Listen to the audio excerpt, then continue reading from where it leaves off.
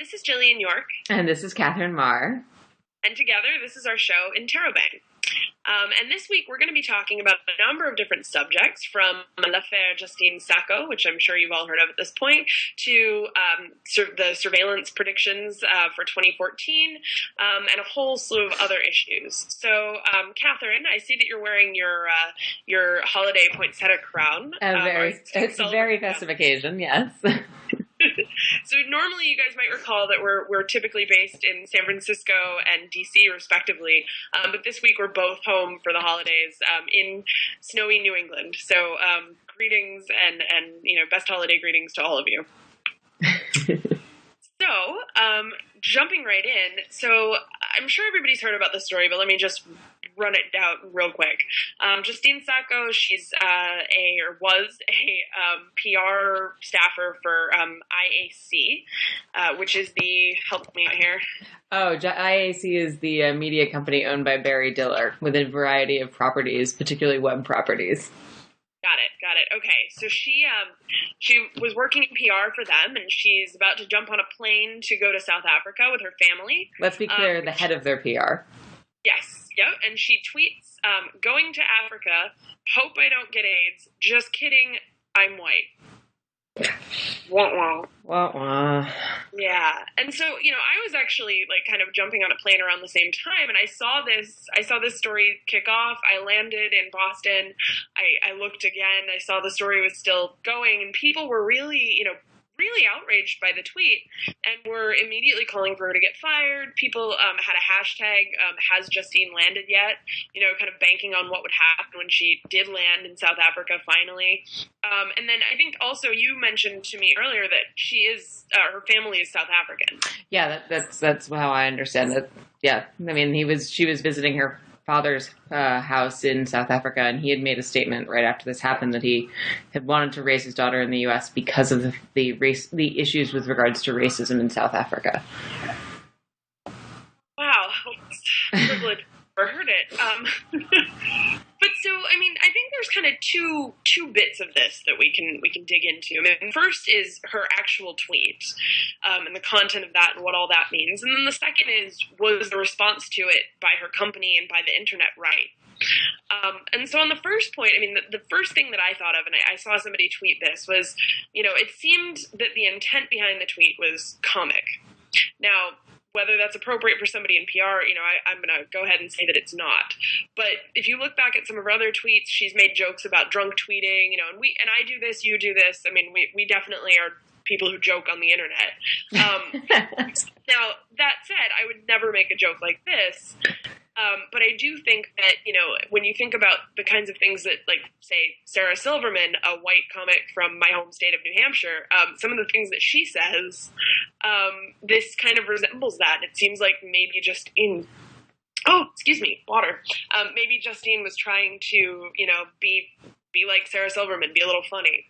Yeah, I mean, I guess that my immediate reaction to that is that there's a big difference. So much of humor is context, right? And I have no idea what Justine Sacco's follower account is or was before this whole incident. But Sarah Silverman is a comic who has an entire persona created around the ability to offend and to be offensive, and that is sort of the shtick that she uses with regards to her own comedic tropes. And in that context, we understand that Sarah Silverman's humor is a commentary. We understand Sarah Silverman's humor as a commentary, if you find it funny at all, right? Like, her intent is humor as a commentary. I think you would be fair to argue. I'm not sure that Justine Sacco, even if this was intended as a humorous tweet, has the sort of contextual points of reference that would allow for an audience, whether it be her immediate Twitter audience or the broader Twitterverse who obviously found this and followed it, to be able to understand that point of reference or to have those sort of cultural cues. I don't know. Does that make sense? Yeah, no, absolutely. And I mean, I think the joke was incredibly inappropriate for so many reasons. I mean, her position, and then also, I mean, when you think about the framing of the joke itself, if Sarah Silverman was the one that told it, we'd probably be having this discussion a little bit differently. But the content of the joke itself is also really just kind of horrific when you think about it. Aaron Badi wrote a really good piece about it. I don't know if you saw this, but where he said, when you think about foreigners going to Africa, the first thing that you do often is, as you and I both well know, is get vaccines, because there are a lot of things that one might need to get vaccinated against depending on what country they're traveling to. But I know the first time I went was to Senegal, and I had to get yellow fever vaccine and take malaria pills and all that. To be clear, you also need to get yellow fever vaccines to go to Brazil, though. So it's a subtropic thing, not a continental thing. But I mean, the whole point of his piece was saying that, there's all of these things that exist in the imagination of when you think about traveling to Africa. And the part of what's kind of implicit behind this joke is, of course she's not going to get AIDS because she's white, because why would a white person ever come into close enough contact with a Black African and contract AIDS, or contract HIV rather. And I mean, that's kind of what's implicit behind the joke, which when you think about it is just, ugh. So in terms of like the racial component of it, I kept thinking, what if you replaced the AIDS narrative, which I agree is inherently problematic, but the AIDS narrative was something like, I'm going here, hope I don't get arrested, just kidding, I'm white. And I think somebody tweeted, hope going to the U.S. Somebody from South Africa tweeted, going to the U.S.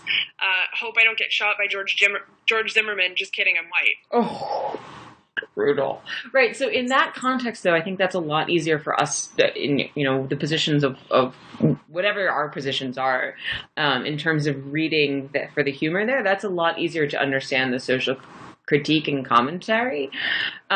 I think I agree with you that there's something particularly problematic about the racialized aspect of health in the commentary in Sacco's tweet that is so problematic.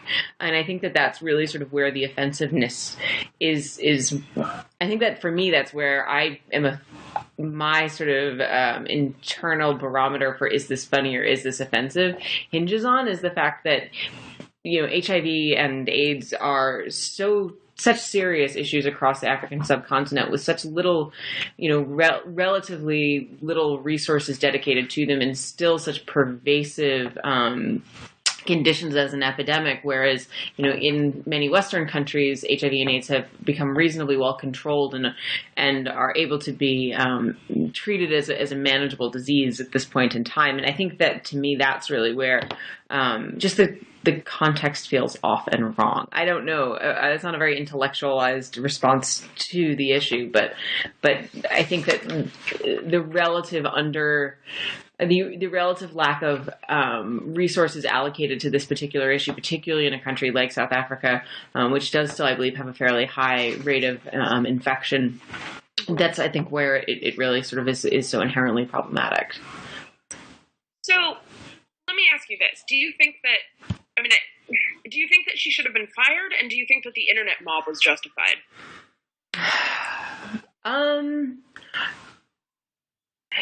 I don't, I imagine that has a lot to do with what IAC's own internal policies are, right? Like, how clearly written are the internal policies at IAC that allow for someone like Justine Sacco to have an independent voice on her Twitter account? And how clearly written are or how much do the internal policies around social media say that you are accountable to your company for what you write, right? Well, yeah, but in the U.S., they've got the right to fire her no matter what. There's no legal protections for your job and speech, as we've well learned in the past few years. And so, I personally, I think the firing was justified, but I'm sort of disgusted by the internet hate mob that has now, not just gotten her fired from this job, which I would agree she deserved, but, will probably also try to prevent her from doing anything in the future. I mean, she's canceled she's closed down her Twitter account.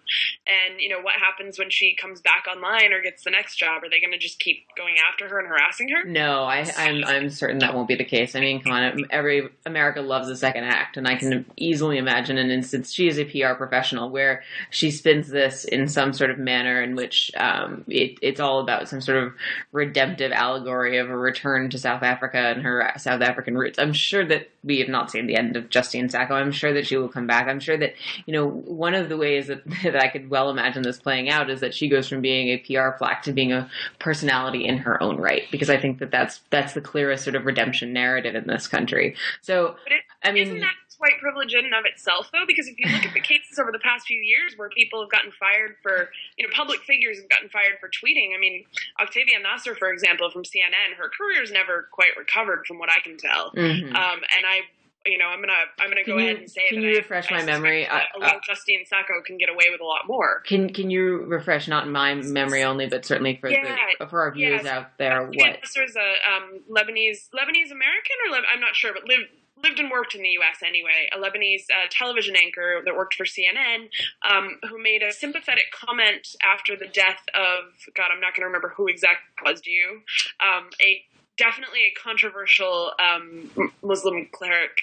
God, I should really look this up, tell you who it was. But anyway, point being, was fired for that sympathetic comment because people in the U.S. deemed that person to be supportive of terrorism, and ended up losing her job and really never quite recovered. I mean, she's still online and she's still a public figure and an important voice in a lot of ways, but I don't think that she hasn't regained the prominence that she once had. Same with Nir Rosen, actually, who also a freelance journalist who made comments about Lara Logan after her assault in Cairo that were not. I think if I recall, what they were saying was basically like, yeah, she's always been kind of a shill for the state, blah, blah, blah. Really kind of nasty timing for those comments. And also really hasn't, as far as I can tell, regained the prominence that he had before that. Yeah, no, and Octavia Nasser, I just looked it up. It was a message saying that she had respected the Shiite cleric Grand Ayatollah Muhammad Hussein Fadullah, who was a Hezbollah-affiliated cleric. And that was deemed to be tremendously offensive, I guess, to a number of people. And so she was removed from her position following that. Yeah, I mean, on the Justine Sacco affair, I think I think there's a really big distinction of between whether there is the right to remove her from the position at IAC, which of course, as we know, companies have the right to fire at will, versus whether she should have been removed.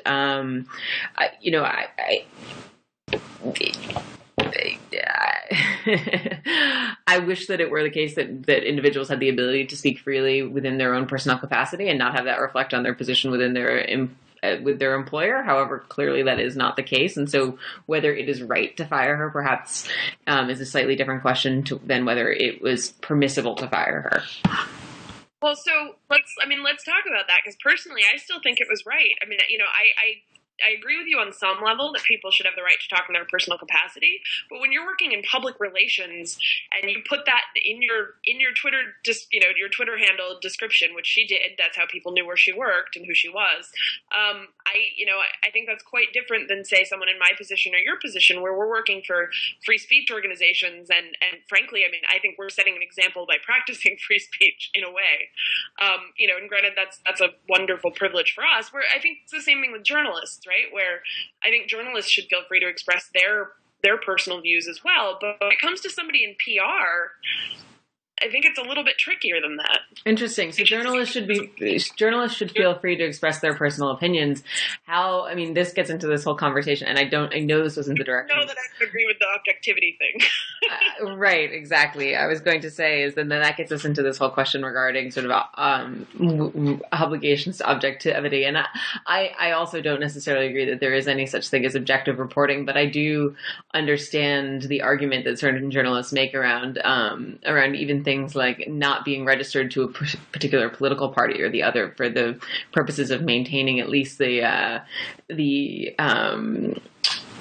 perception of objectivity in terms of their coverage and in terms of being able to just have the access they need. I don't know. I mean, I don't want us to go too far down that. Yeah, we'll table that for another one. Yeah. I mean, like NPR takes it to the extreme where they're not even their employees aren't even allowed to show up at protests or even be present there if they're not reporting on them by assignment. And I think we can table that one for another day. But I mean, ultimately, let's get back to Justine PR. What do you think about that? Like, should somebody? I think if I were IAC, I would have fired her. And of course, they have a public that for a media brand, it's incredibly important how they're perceived. They have market concerns, I'm sure, in other markets where, defending somebody who makes a comment as offensive as this would be particularly problematic to their market interests.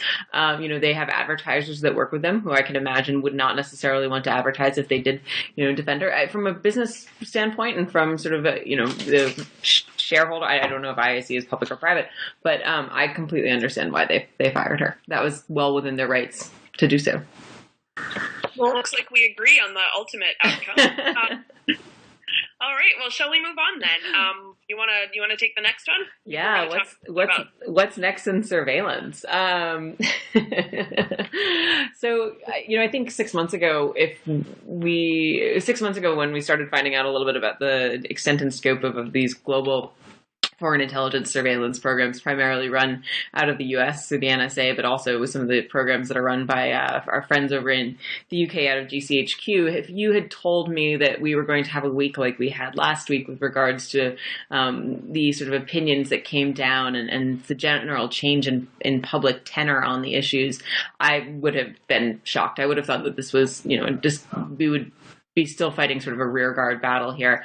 But last week there were some really significant sort of incidents over the course of the week. We had a ruling from a DC District Court Judge Leon, on a case with regards to Section 215, I believe it is, the bulk collection of metadata, and the federal judge called the program almost Orwellian and almost certainly unconstitutional. And then just 2 days later, a White House report from the President's Review Group on communications technology and surveillance came out and said that, of the programs that currently exist today, most of them are exceptionally problematic and had 40 recommendations for reform. It's a truly compelling report and really worth a read with some really exceptional language, with lines like the American public should never totally trust their elected leadership, which I thought was What's that?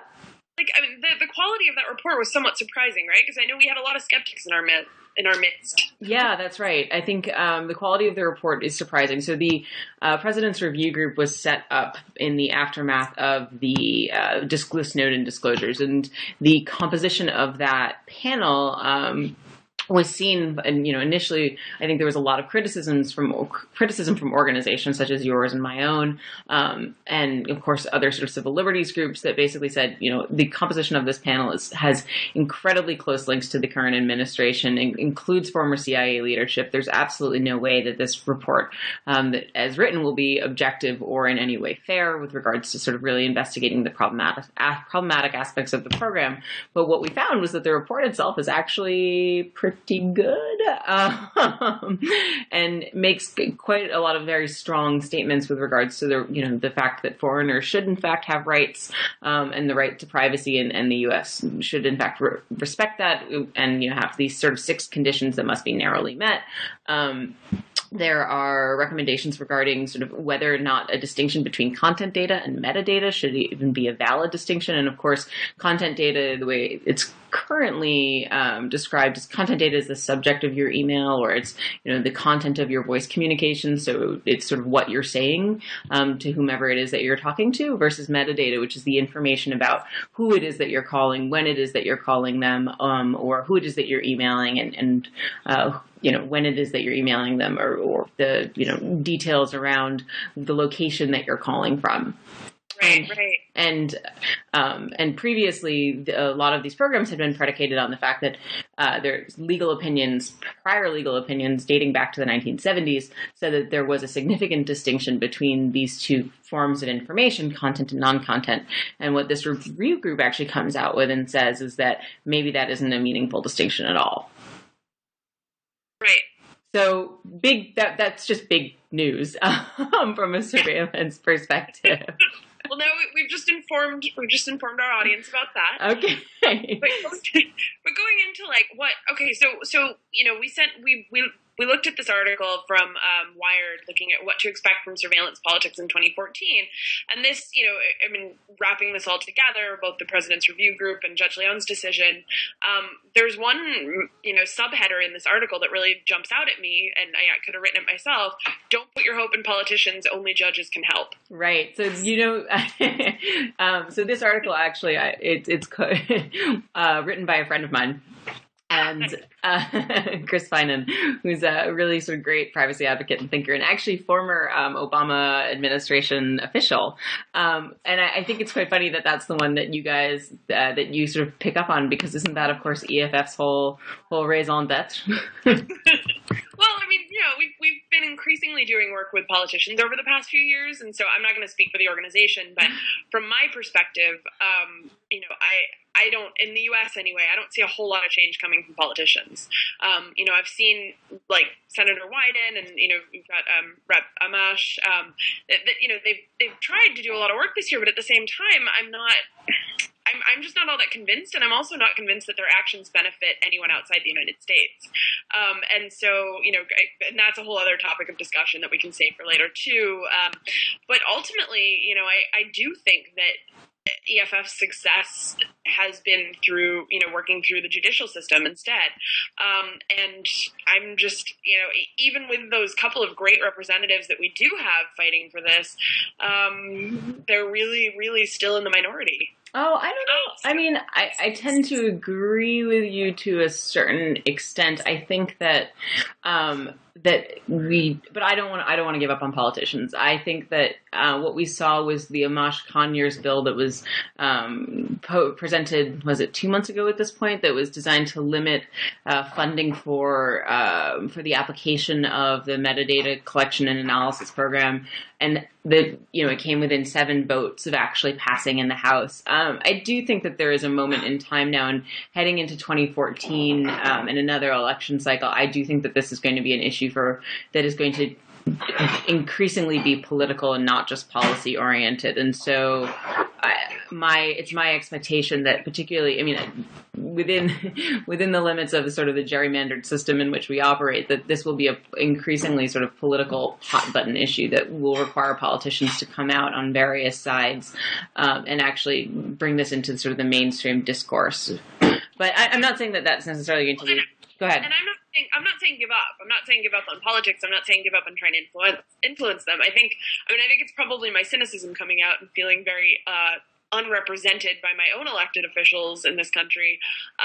But I'm certainly not saying give up on trying to fight this from all angles. I think, we have to look at all branches of our system, as well as, continuing information activism, continuing to build technology. And actually, if we can just keep moving down that article a little bit, one of the next bits is talking about, they talk about shareholders, they talk about other stuff, but the tech sector might use other tools at its disposal. And I think that he meant that a little bit differently than how I mean it. But I do think that we're seeing, we've been seeing an increase in the past few years, I would say prompted by the, I don't think you can see my air quotes, but Arab Spring, for companies to kind of move toward building more security into their products. Man, I'm really tongue-tied today. Tongue-tied. Tongue-tied. We saw Facebook implement HTTPS by default after the Tunisian government tried to conduct man-in-the-middle attacks, and et cetera, et cetera. So there have been all these measures of online service providers like your Facebooks and your Googles implementing better security practices in response to what other governments do. Now, that hasn't had a whole lot of impact here, but I wonder what we're going to see in the next couple of years, or next year rather, in terms of technology development designed to protect against the NSA specifically. And I think what comes to my mind first is, a lot of I'm looking at all these different mail and instant messenger products, and I think just for our audience, there are, in case they don't know, there are ways right now that you can protect your email from the NSA, but they're very cumbersome. They don't necessarily protect your metadata, and they're difficult to use. They're not tools for the masses. And I think that what we're seeing next, I think one of the big trends for next year is going to be the development of much more easy to use technologies for the masses that will protect your content content data, at least from the NSA, and of course from other governments as well. Yeah, I think that that's probably right, and I think that we, as you rightly note, we're increasingly seeing sort of. I think that we're about to enter into this era of privacy and security as a product and sort of a unique value proposition with regards to products. Whether those are going to actually be defensible against the NSA, I'm slightly skeptical. I don't know if you saw Ed Felton, who is a professor at Princeton, wrote a post on his, I think it's not his blog, but a group blog called Freedom to Tinker. And one of the recommendations of the review group report was that the NSA stop messing around with encryption. And this was something that I think a lot of people received really positively. So, because I know that, this may not be sort of known to people in the audience, the National Institute for, was it the NIST? I should know this. Do you know what the NIST stands for, Jillian? Probably not. That's what I thought. The National Institute of Standards and Technology it's a federal agency that works with industry actually to develop standards for technology, measurements, all of that sort of good stuff. Putting together the backbone standards and ensuring sort of universal standards upon which our technology is built. So the NIST is responsible for developing encryption standards, and a lot of the encryption standards that are used in our everyday products. Technology products and sort of internet services and the like. And there's been a lot of concern in recent years, and certainly since these revelations have come out among folks who live in this sort of cryptographic world about the NIST having those standards be compromised by the NSA. So the NSA having sort of the ultimate keys to the encryption standards that are commonplace, which means that if they've got the keys, they can break the standard or they can break the encryption. And so the review group report comes out and says, this is a problem. The NSA should stop doing this. It should stop undermining these standards that are so important to our, the very backbone of sort of the U.S. economy. Encryption and I'm sure a lot of people were doing shopping this year. So, Jillian, did you buy anything off Amazon for Christmas this year? All right. So as you know, you put your credit card in, payment gets processed, or you use your PayPal. All of that goes over, these encrypted tunnels, and the NIST is responsible for the encryption standards that are used. So anyway, this is a long way of saying that Ed Felton then reads the report and goes, the recommendations that we don't undermine encryption technologies are great, but if you read this really closely, what I think is being said here is that there are backdoors in a lot of the different products that exist, which means that that's what we're saying all along. Well, yeah, which is, I know what you guys have been saying all along. But I guess the reason I bring this up is I am sort of skeptical that, in response to what you were saying earlier, that companies have a lot that they can do here. Yeah, no, you're right. I guess trend-wise, I wonder if we're going to see a lot more products that are built outside the U.S. When I was talking earlier about some of the new developments that are happening, I know, and actually this might be a nice time for me to just quickly shout out Katherine's organization, Access, is doing a usable, you're going to find this better, you're doing a prize. Thank you, that's right. That's the Innovation Prize, the Access Innovation Prize. We are giving $50,000 to a product that makes security more usable. Right, and so that's the kind of stuff we're talking. So go to their website, accessnow.org, check that out. But that's the kind of stuff that we're talking about where, I agree with you. Think that I need to think about it a little bit more, but the big companies don't have much that they can do. But then, we are seeing all of these developments from little guys trying to build usable security technologies. And the fact that you guys are, not that you necessarily have to agree with your organization's strategy all the time, just like I said, I wouldn't. But I think the fact that your organization is doing a prize like this says that we do still have a little bit of optimism for, a little bit of hope that somebody will come up with something that will make things like PGP or OTR more usable for the masses. Yeah, I do. And I do want to say I actually do agree with the strategy in that regard. I think that anything that increases our collective security by making, and I'm sure you'll agree with me, that the more of us that are using more secure products, the greater collective security we have, and anything that makes it easier for people to use more secure products is the right way to go. So. Yes. Yeah. harp on that point for a second, just in case that wasn't clear to everybody listening. So I think, what Katherine's saying here, and I do agree with her, is that, we've heard all these things about how if you're encrypting your communications, then the NSA is holding on to those communications for even longer. And the point there, of course, is so that they can attempt to eventually, or if they need to, eventually break that encryption.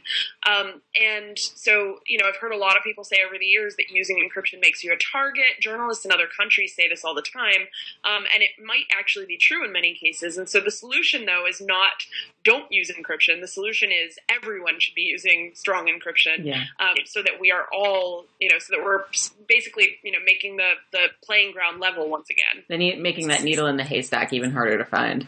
Exactly. Yeah. So I've got a question for you, Jillian. The Wired article that we've made reference to again and again here, it talks a little bit about the tech sector and fighting back. And there was a big meeting last week in my home city, D.C., where the president invited the tech industry out to come and meet with him. And the meeting was ostensibly about Obamacare. I don't know if you guys if you'd followed when the website, which has been such a disaster, healthcare.gov, Obama announced that there'd be a tech surge, which I think he meant akin to the surge in Iraq and Afghanistan, essentially like more bodies and more capacity. But literally, I think he intended. Right now. What's that? I said, I wish you could see the faces I'm making right now. So I think what he really meant by that was he wanted to throw a bunch of engineers from Silicon Valley at Obamacare, or at healthcare.gov and make it better. Now, first of all, having hung out with a bunch of engineers, everyone knows that when products are failing or you're missing deadlines, you take engineers off your products. You don't put, or off the projects, you don't put more on. But he had this meeting, and apparently all these tech sector executives showed up, and they didn't talk about Obamacare. They talked about the NSA. And I know that meeting happened right after the launch of these government reform principles from the tech companies. And I'm just wondering, what is your thinking on what's happening with the companies themselves and sort of their political response to some of the surveillance issues? So, the companies have been denying all along, denying their deep participation in all this, and I don't buy any of it. Okay. And also, to go back a couple steps, and because the first thing that I wanted to say was, here goes the revolving door once again. This is something that Evgeny Morozov has written about, where, you've got all of these people who go from government to companies to government. Like Jared Cohen going from the State Department to Google Ideas to head that up, and still keeping those really close ties with the government. You've got Katie Stanton, who went from the government to Twitter, and then you've got people doing the opposite, going from the companies to government. Can't think of any examples off the top of my head, but this happens. And so I'm very deeply uncomfortable with the coziness between Silicon Valley and the White House or the State Department or whatever it may be in a given week. Yeah. And so it does concern me that when we're looking at this, we're looking at, a meeting that's presumably about Obamacare, seeing how the tech sector can help. And really, frankly, that makes me deeply uncomfortable too. But I'll table that for a second because it does seem a lot more benign. But then, to kind of derail that conversation and go into NSA stuff, what do they possibly have to say? I don't know. I think it's putting the companies in a very compromising position, which some of them seem perfectly willing and happy to be in anyway. AT&T comes to mind. But yeah, I don't know. I don't see, so I think the statement that the companies came out with about a week before this meeting happened was surprisingly strong. It was not as strong as I would have liked it to be. And, from a strategic perspective, you and I have both been working on something called the, for short, the 13 principles, but for long, the principles for the application of human rights to communications.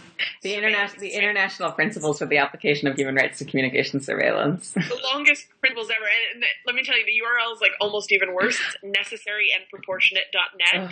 The worst. So it's the longest URL. But anyway, they're wonderful. It's a wonderful set of principles. They're much stronger than what the companies came out with.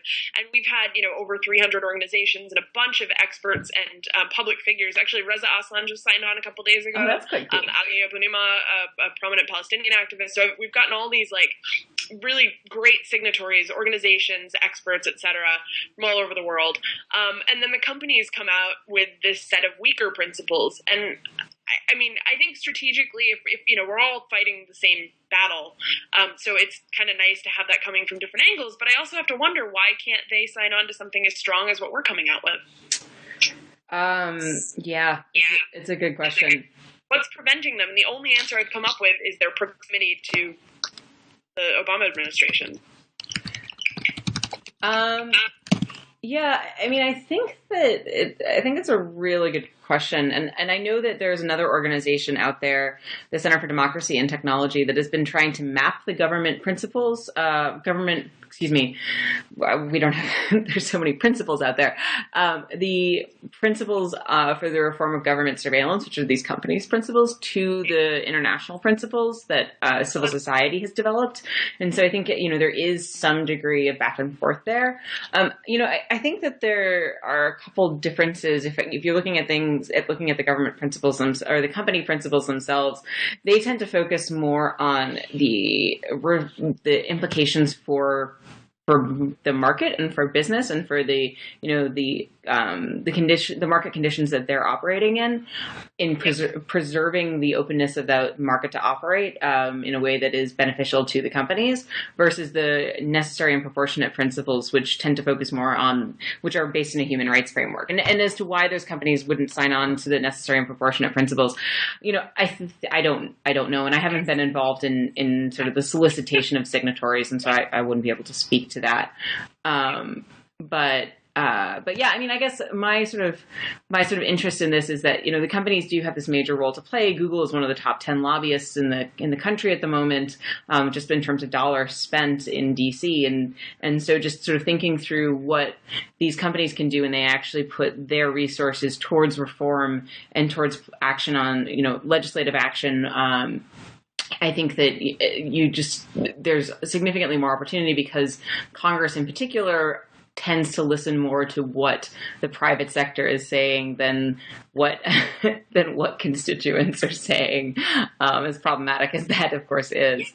Well, but I also, I mean, I agree with you absolutely there, but I just don't buy it. Look, I'm looking at the website right now, reformgovernmentsurveillance.com, and there's quotes from all of these tech executives. And, you know, I tend to believe the one that comes from the CEO of Twitter, but then I look down and I see the one from Marissa Mayer, the CEO of Yahoo, and the first sentence is, protecting the privacy of our users is incredibly important to Yahoo. I mean, we both know that that's not true, given their reticence over the years to implement just basic SSL on their platforms. And yet Yahoo was one of the only companies to fight a foreign intelligence surveillance court order. So I don't think you can be monolithic there. Yes, they've done, you know, they have not taken the necessary technical steps to protect the privacy of their users over the course of the past couple of years, despite pushes from your organization, my organization, other organizations. But, you know, they did actually go ahead and fight that FISC order. So,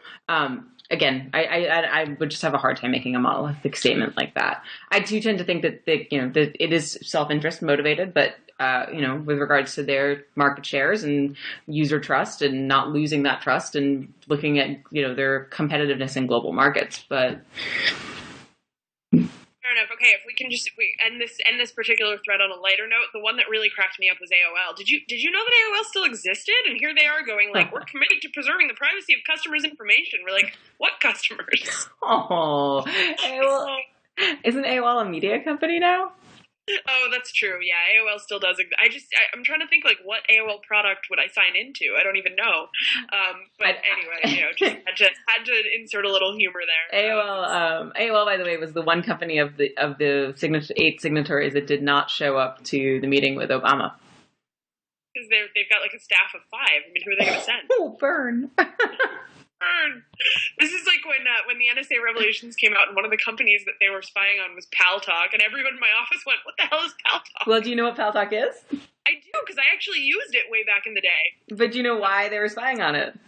I would imagine. It is the preferred communications tool of the Somali diaspora.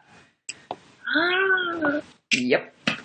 There you go. Yeah, I used to use it about 2004 or something like that to chat with. I was a camp counselor, and then I wanted to chat with my campers like after the fact, and that was the tool that they were all using. Yeah. So, yeah. Were they Somali? No. No, they were upstate New Yorkers. I don't know. Maybe it was like really popular in Binghamton around then. Anyway, moving on. The diaspora brought it over. I don't even know. Okay, moving on. So we're talking about governments. We're talking about the U.S. government and moving to a government that has really, this is the last straw for me. Like, I've already boycotted this particular country on a personal level. I've turned down speaking engagements. I don't know if you knew that, but and I refused to go there. They kicked out a university professor last year. What country are we talking about? Oh, no, I'm getting to that. They kicked out an American university professor last year from one of their U.S. university branches. I'm sorry, it wasn't. It was from a local university, but sent out no academic freedom, no freedom of expression. And yet this is a country that a lot of Westerners and Americans in particular treat as their personal playground. And I am talking about the United Arab Emirates. And there is a case that just was decided there.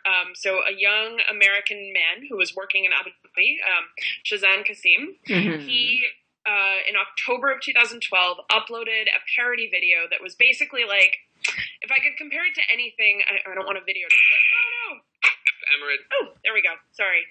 If I could compare this video to anything, I would call it kind of like the Gangnam Style of the UAE, although not made by a local, which probably does have some element there that, anyway. So Shazan Kasim makes this video with several locals, uploads the video to YouTube. A month later, the UAE institutes their Cybercrime Act, which is incredibly draconian, as you might imagine. We can dig into the details of that in a bit, but Kasim ends up, his case keeps getting put off. His family, didn't get to visit him at first. And then eventually it got to the point where last week he was sentenced to a year in prison after already having spent maybe 8 months in prison this year. He was, I think, first detained in April. Mm-hmm. And so, there's the obvious legal thing about the fact that the law came into effect after he, air quotes, committed the crime. But this case is just, what it says to me is basically like, how long are we going to keep pretending that the UAE is a legitimate, normal country? Well, it is a legitimate country. Okay, legitimate's the wrong word, but like, how long are we going to, we collectively, society, how long are we going to keep pretending that this is a country where it's okay to just do business, go drinking, have fun, hang out at the Burj Dubai, blah, blah, blah. And not recognize that it's boycotting. An extraordinarily closed country subject to the whims of its rulers? Yeah, basically, we're not talking about North Korea here, but it's also not a huge step in the way they treat their own citizens sometimes. So, I really, that's a little bit of hyperbole, but considering the way we treat North Korea as just a total pariah, and then we look at the UAE and we're just like, woohoo, party time. I really have to question that. Well, I think, first of all, I think that I will start by saying that every violation of human rights is equally as much a violation of a right as any other. And so the fact that North Korea violates human rights on literally a national scale versus the UAE's, which tend to be sort of narrow and targeted, doesn't make the UAE less of a problem. I would also note that it's not actually systematically designed to violate the rights of its citizens. It tends to do so arbitrarily and capriciously, but not, as a systematic function of its existence, which is probably the distinction between it and North Korea. But I take your point. I think it is really problematic. So what, if this is the case, what can, you've got this U.S. citizen, they're detained in the UAE. What can actually be done? What are the mechanisms that would exist for individuals or for the U.S. as a sovereign nation, an ally, perhaps, certainly, if not an ally, a friend of the UAE? What are the mechanisms that would exist for us to take action in order to restore this young man's freedom and rights? Also, on the personal level, I mean, I'll just shout this out because I think it's important. Will Ferrell and a bunch of comics did a Funny or Die video in support of Shazan, and the hashtag that everybody's using is FreeShez, SHEZ, which I guess is his nickname. And the reason I'm pointing that out is not because the video is fantastic, although I really appreciate when comics step forward to support somebody who sees himself as a comic, really, when you look at the video. But they are also, Funny or Die is also collecting funds to support his legal fund, which I think is wonderful. And so that's one thing that individuals can do. But when you look at the government, I mean, I'm looking at a statement from the State Department, and basically, I mean, Secretary of State Kerry, just in November said that, about the UAE, we've been working together for a long time. We're friends. And so, yeah, like you said, this is a country that we treat as a buddy when they're, jailing one of our citizens for making a parody video, and jailing their own citizens for this and similar actions too. I mean, he wasn't the only one arrested. His fellow defendants that participated in the video as well. I think there were 7 of them total. As far as I know, all locals. So I mean, as a policy priority, right? Like it's not really, just sort of real talk for a minute, it's not really our policy priority with regards to how the UAE is treating its own citizens. I know that that's sort of a selective truth, right? So it matters a lot to us when in certain instances to speak to grandstand about the way that certain countries treat their own citizens, and it matters very little to us at other points in time. Here's what North Korea to begin with, right? Because when stuff like this happens in North Korea, when an American citizen is detained in North Korea for, I mean, what is, also a very ridiculous thing. When an American citizen is detained in North Korea, you've got the Secretary of State or other officials going and rescuing them. And in this case, we've seen it's been crickets. Well, I think that North Korea just isn't the right sort of corollary. It's a bad comparison. That's not the point. The point is the U.S. government is doing literally nothing. The USMC had no comment. They hoped for a fair and expedient trial and judgment. That was another American official, but there's been very little done. And I do think that if we're going to keep spouting this internet freedom rhetoric, then we really need to put our money where our mouth is, so to speak. Can you remind me of what the exact charges were that this young man was charged under? Give me one moment, and I will do that. So the exact charges... Sorry, we did not pull up this article ahead of time. Violating Article 28 of the Cybercrimes Law, which that's the law that was instituted in November 2012, month after his video was posted. It bans using information technology to publish caricatures that are liable to endanger state security and its higher interests or infringe on public order. And that's punishable by imprisonment and a fine of up to 1 million dirhams, which is about 272,000 USD, or at least it was a month ago when I wrote this. Endangering state security. I mean, I know we're not showing the video. I don't know if you've seen it, Catherine, but it's really, it's Gangnam Style for the UAE. It's making fun of a rich neighborhood. Right. Yeah, I mean, I just was curious what the charges were, because obviously I think, a position of the United States tends to be that if one of our citizens runs afoul of the law in another nation, then they are sort of subject to the legal mechanisms within that nation. They don't have diplomatic status. We can't prevent them from being charged if they've broken the law. But I think the thing that I find so deeply problematic here is that the law itself wasn't passed until a month after the video was made. Right. And so to be retroactively charged with a crime based on legislation that had passed prior to the action is pretty problematic in every way. The UAE is a country that I don't disagree with you. I think is deeply problematic. And I know we were chatting a little bit about this before we got started.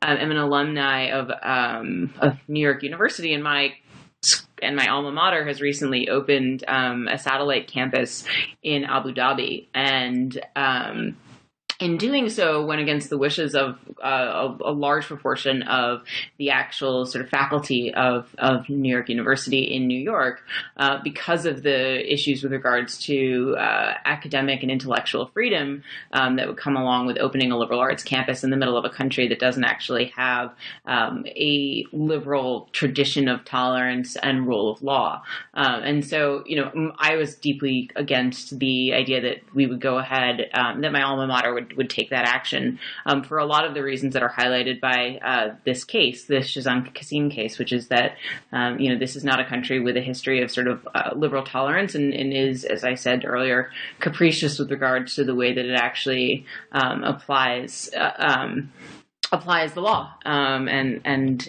clearly, if you can be sentenced for a parody, what else? Sort of true, deep intellectual rigor or inquiry would obviously be easily stifled as well. Great. So I share your concern, and I have for a while, and I actually saw an article a couple days ago about very similar country, Qatar, not as many high-profile human rights violations, but not the same size population or draw of foreigners either. And this was an NPR article from just 2 days ago. It said, instead of sending students abroad, Qatar imports U.S. colleges.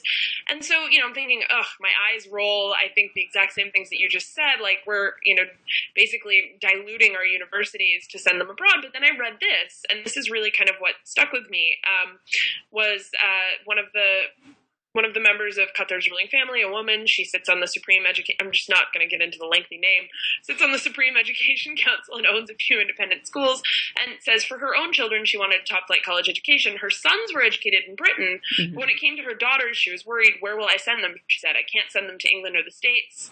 And so she sent them to the Northwestern University branch in Doha. Mm-hmm. Now, I'm not going to, I completely disagree with the idea of not sending girls abroad, but it's a fact, right?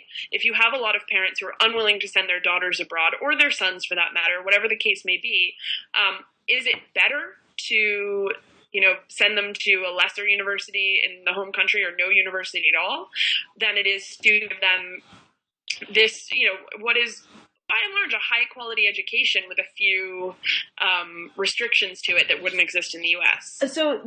But I think that those few restrictions are exceptionally important. I don't think that you are getting a Northwestern University education or an NYU education or a Yale University education if you are going to school in which intellectual inquiry is limited by the nature of either law or culture. You're getting an education, perhaps, but it certainly isn't the liberal arts education that these universities have founded their entire their reputations on, and so I just find it problematic. And I do recognize the point that you're making about the need to educate women, but I would far rather see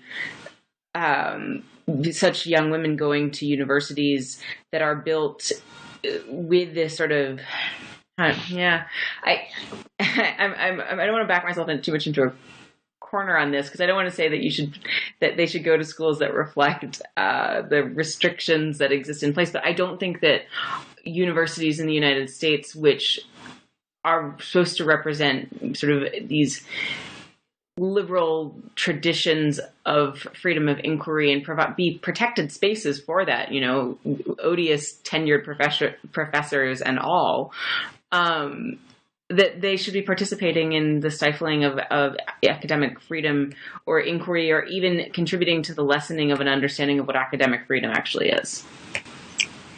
So I've got no more to add to that. And since you just said academic freedom and we're running out of time, I feel the need to jump to our next topic, if you'll forgive me for the abruptness. Of course. So academic freedom is something that has been talked about a lot in the past couple of weeks because of one particular incident in the U.S., which is that the American Studies Association has voted in favor of endorsing the academic boycott of Israel. And there's been a lot of blowback over this. So let me just explain a little bit about the academic boycott of Israel. So if people want to check this out, bdsmovement.net, it's the boycott, divestment, and sanctions movement. And there have been a few different measures taken within the movement. One is the economic boycott, which gets a lot of debate, but it doesn't really stir people up as hard, because I think that there is actually widespread support, at least for the boycott of settlement products in the U.S. And so, this does take it a step further. It does boycott all products from Israel, but it's not an individual boycott. It's intended to get these items off the shelves of stores, basically. And then there's the divestment part and the sanctions part. And so when it comes to the academic boycott, you're basically looking at not the discrimination against individual Israeli academics, but the divestment from the boycott of, rather, Israeli institutions, academic institutions, because they are too close to the state, is what people say. And so this really, spurred a bunch of debate. Some people were calling it a limit on academic freedom, but hilariously, I want to say it was Alan Dershowitz that was saying that, now in response, the U.S. should, I can't remember, something that would have limited academic freedom even more. So this really gets people heated up, is what I'm trying to say here. Mm-hmm. So, I mean, I think my opinion on this is probably known by anyone who's watching, but I'm curious, Katherine, what you, and I'm happy to get more into it, but I'm curious what you think. Well, so what is your opinion? Well, my opinion on this in particular is that, and I think that, a couple people have stated it really well. Ahmed Shabeldin, who did a great HuffPost Live segment that we'll pin up for you guys, and actually Claire Potter, an academic who was initially very much against the boycott, but in the end voted for it. And the opinion is that this is a nonviolent movement. This is a nonviolent way of putting pressure on Israel to end the occupation. And, ultimately, I think that we've run out of other options. I don't want to see violence. I don't believe in violence. And so I think, I'm in support of this. I think that there are a lot of questions, around the effectiveness of the American Studies Association. I mean, how much do they actually work with Israeli universities? Did this cause more media hullabaloo than it was worth? But ultimately, I do support it. So I don't know enough about it to necessarily have an opinion about whether I support it or not. I probably have some opinion. So I'd like to ask for a little bit more clarity. When you say that it's designed to boycott institutions and not individuals, how does that work? Institutions are the mechanisms by which academics as individuals are supported in terms of their ability for research, their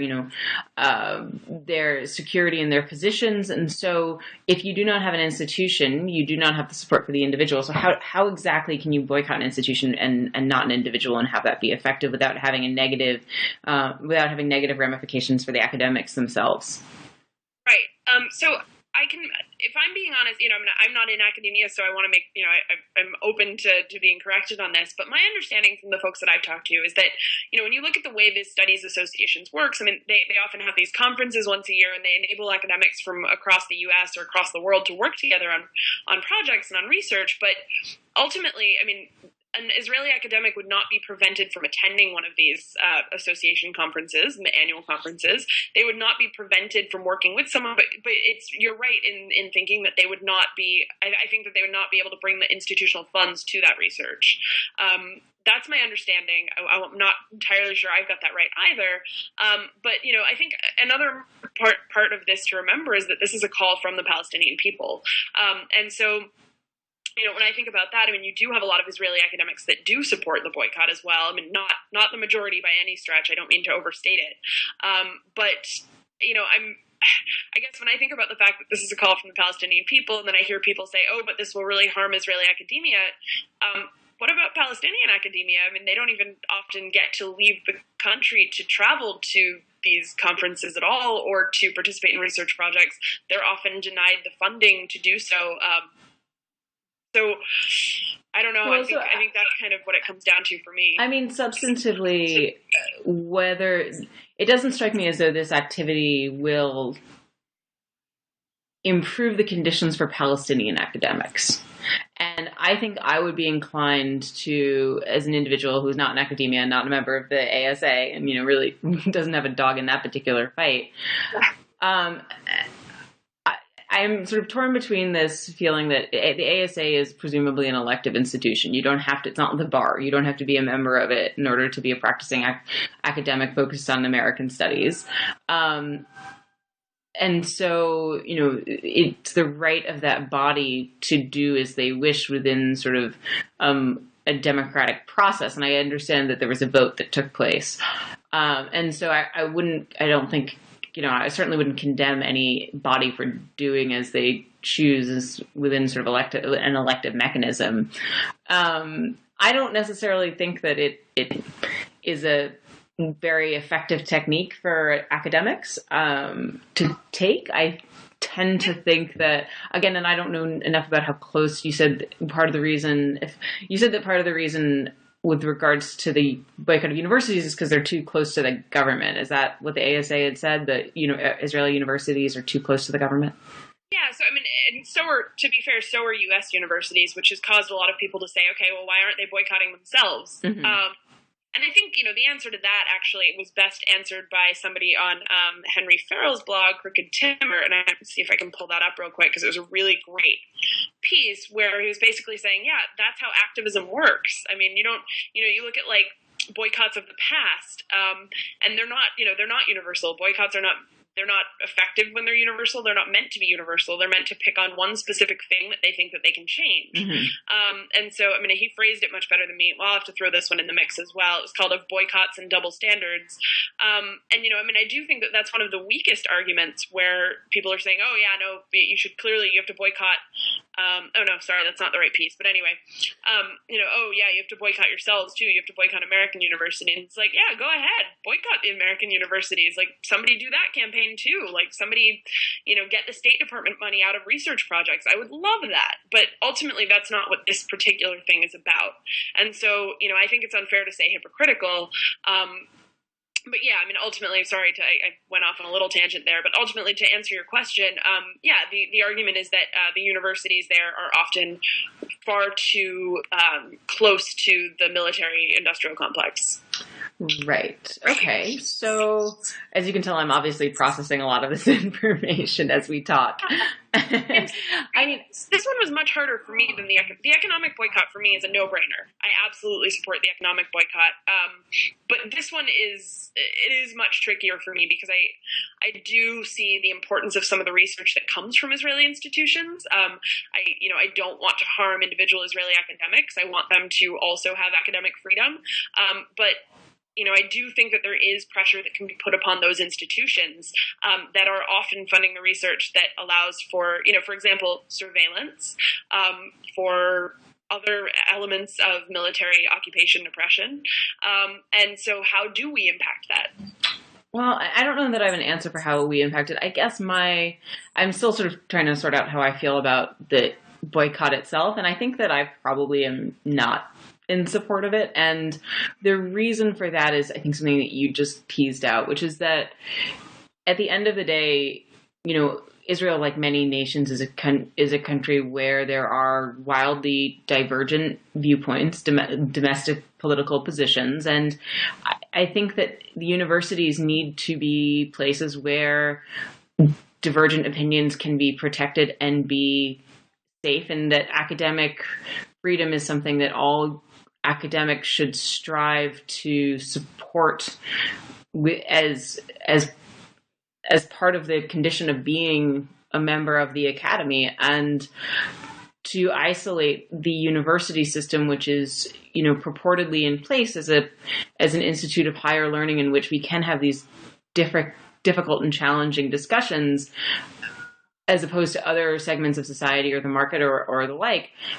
I think that that's probably somewhat wrong-headed. And so, of course, any institution can choose to do so. So the ASA is free to do so in the sense of, they're exercising their free speech. But it strikes me as sort of against some of the principles of the nature of, I know that we keep saying academic freedom, but it strikes me as running contrary to that.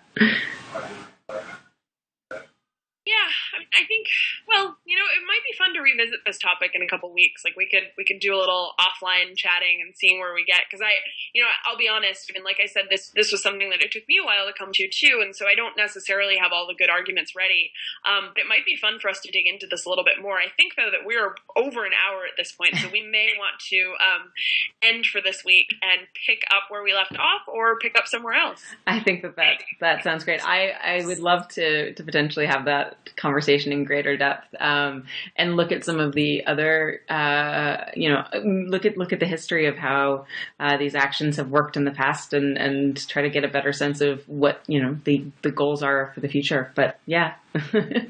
No, that sounds great. So just to end this on a unfortunately dark note, but I think we both really wanted to point this out, about some of the stuff that's happening in Egypt right now. And we have a close mutual friend of ours in prison, and we just want to make sure that his story doesn't get lost in all the shuffle, and that's Aleb Fatah, who is, like I said, a good friend of both Katherine's and mine, and was in prison a couple years ago in 2011, so you might remember his name from that. He actually left Katherine's organization's conference, my apartment, went straight to Egypt, went straight to prison. His child was born while he was in prison. He was just arrested again, along with several others. I just don't have a full list of names, so I don't want to pick and choose here. But he, we don't know what the sentence is going to be yet. We know that, I don't know. What else do we know, Katherine? What else do we want to say here? We know that 3 activists were sentenced just the other day with extraordinarily long, harsh, and disproportionate sentences for their purported crimes. And we know that the military rulers of Egypt have really been cracking down on a variety of different aspects of civil society. So, they've stormed the offices of a human rights organization. We know that there have been charges levied at the feet of Mohamed Morsi, who is the former president. As problematic as his tenure may have been, charged him with participating in a terrorist plot.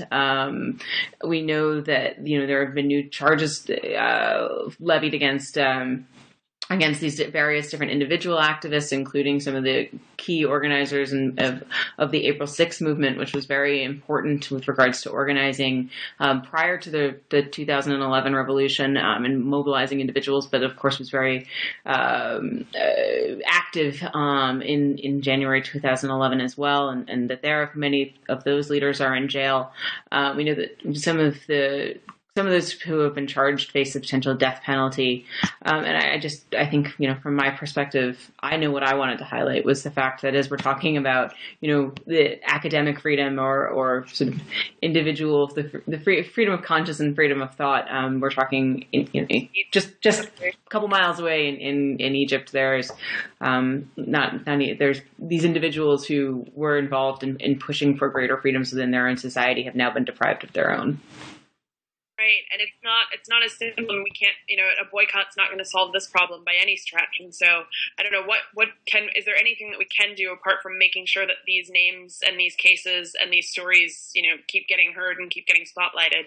Well, I do think that there's something we can do.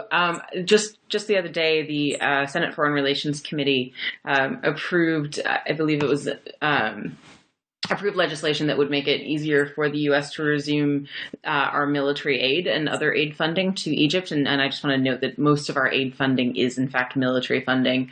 Given that Egypt is currently under military rule, following the removal of the democratically elected president, Mohamed Morsi, just this past summer, I think anything that we can do within sort of the context of our own democracy to apply pressure or to raise the issue that we should not be funding a despotic regime that is imprisoning its own people on trumped up charges is something that, is an important action to take. And so I know I don't have anybody, none of my elected representatives sit on the Senate Foreign Relations Committee, and yet this is something that I think it's important for individuals to be able to reach out to their representatives and make it clear that funding the Egyptian regime at this point in time is contrary to the principles of freedom and human rights. Yeah, I'm not going to disagree with you there. All right. Well, unfortunately, ending on that sad note, but Merry Christmas, Happy Holidays. With much hope and optimism that things will get better in a lot of places in 2014. Yeah. So Happy New Year, Katherine, and I think we will meet up again soon. Happy New Year, Jillian, and Happy New Year to everyone out there. Thanks for watching. Bye. Bye.